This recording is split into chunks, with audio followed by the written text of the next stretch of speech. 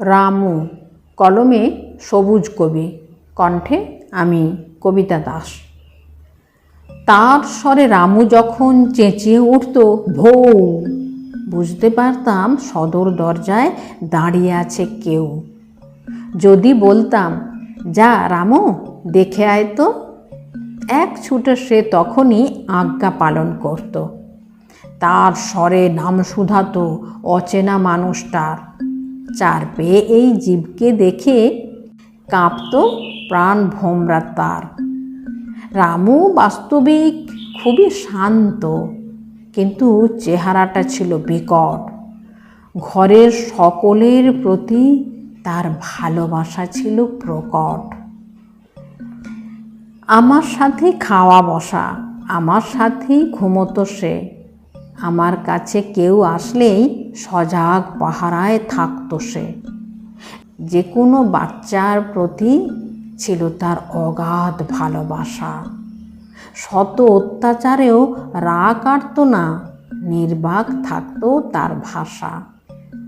মনি পশুর সম্পর্কটা মিটিয়ে গেছে কবে। অলিখিত যত চুক্তি চলতো আত্মার সম্পর্কেই হবে। এমনি করেই কাটছিল দিন। বছর 8 যবে বোনের বাড়িতে গিয়েছিলাম, হয়তো কোনো এক পরবে।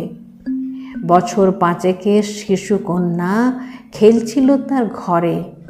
খেলতে খেলতে রামুকে সে হঠাৎ আদর করে। খেপে গিয়ে রামু দাঁত বসালো তার কচি হাতে। রেগে বোন বললে আমায়, পুষছ কালসাপ রোজ দুধে ভাতে। লজ্জায় ক্রোধে রামুর ওপর তুললাম সেদিন হাত। চুপটি করে রইল সে, করল না যে প্রতিবাদ। খাওয়া দাওয়া ছাড়ল সে, হয়তো অভিমানে। হঠাৎ দেখি রক্ত বমি ঘরের মাঝখানে। প্রাণটা আমার উঠল কেঁদে হায় হায় করে। আমার কোলে রেখে মাথা, পরের দিন রামু গেল আমায় ছেড়ে। 2 দিন পরে বোন এসে আমার হাতে পায়ে ধরে।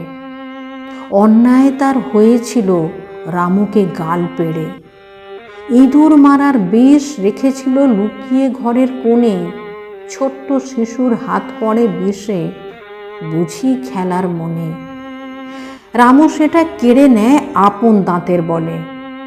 আমরা ভাবি হিংস্র জীব কামড়েছে রাগের ছলে। না বুঝে আমি তুলেছি হাত নিরপরাধ জীবের পরে। রামু রামু করে এখন আমার হৃদয় হাহা করে। রামু রামু করে এখন আমার হৃদয় হাহা করে।